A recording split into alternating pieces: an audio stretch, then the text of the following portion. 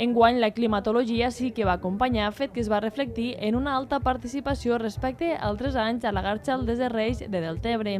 Prop de 50 participants entre la cursa de 5 quilòmetres i la marxa nòrdica de 15. Aquesta última modalitat és el segon any que es disputa i que forma part del circuit català de marxa nòrdica, que compta amb una quinzena de proves a tot el territori català.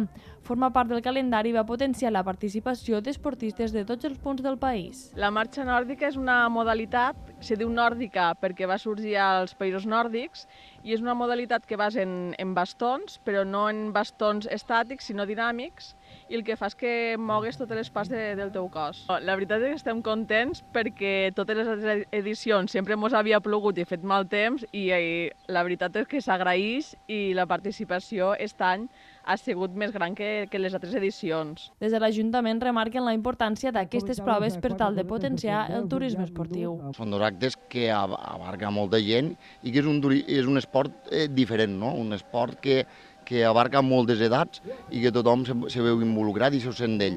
Aquest any també hem pogut tindre el hàndicap d'estar aquí, no? Inaugurar el que és la plaça Europa en totes les millores i tot el que havíem fet.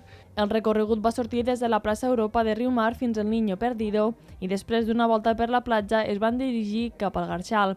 La peculiaritat rau en que aquesta marxa va trepitjar la sorra de la platja quasi tot el recorregut amb escassos trams d'asfalt.